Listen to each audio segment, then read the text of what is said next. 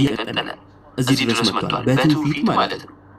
ድንገት አዲስ የመጣ ትምህርት ካለ ክርስቶሳዊ ነው አይደለም።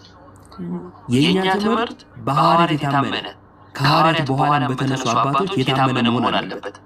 መሀል ላይ የተቋረጠ ካለ እሷ ቤተክርስቲያን አይደለችም፣ የቤተክርስቲያን ትምህርት አይደለም።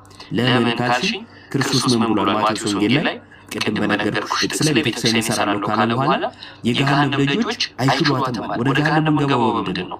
ባዕድ በሆነ አጋንንታዊ ትምህርት ነው አይደል? እነሱ ትምህርቶች ቤተክርስቲያን አይችሏትም ብሏል ክርስቶስ። ስለዚህ የስህተት ትምህርት አይገባም ማለት ነው ቤተክርስቲያን። ቤተክርስቲያን ሲመጣ ትመልሰዋለች። አይሁድ መጥቶ ኢየሱስ ፍጡር ነው ሲል አይደለም ተመለስ፣ ይህ ስህተት ነው አለችው። አልመለስ ሲል ለየችው። ምክንያቱም ክርስቲያኖች እንዳያሳስት ማለት ነው። ስለዚህ ምንፍቅናን እየመከተች ቤተክርስቲያን ቀጥላለች። አንቺ ያልሽው እምነት የሚመዘነው በመጽሐፍ ቅዱስ እና በቅዱስ ትውፊት ነው።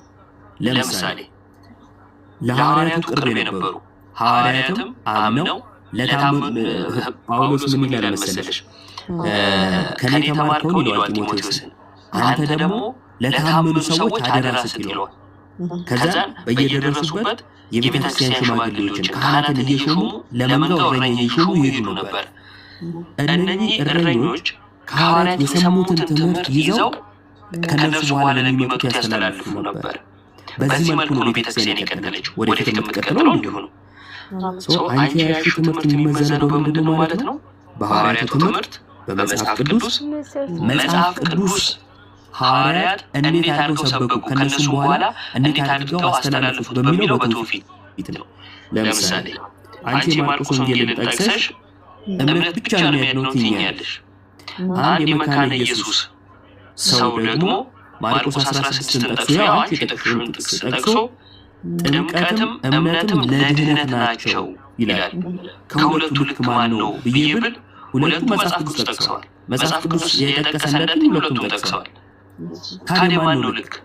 የሚመዘነው በቅዱስ ትውፊት ነው።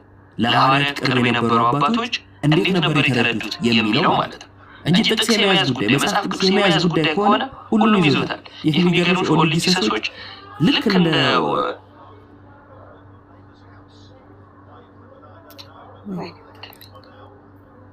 ስላሴን ይክዳሉ። ስላሴን ይክዳሉ። መጽሐፍ ቅዱስን ይዘው ስላሴን ይክዱና አንድ አካል ነው ያለ ይላሉ ማለት ነው። አየሽ፣ መጽሐፍ ቅዱስን በያዝ አይደለም፣ የመጽሐፍ ቅዱስን ትምህርት በተረዳ ነው። የእግዚአብሔርን ሐሳብ የያዘው ማን ነው?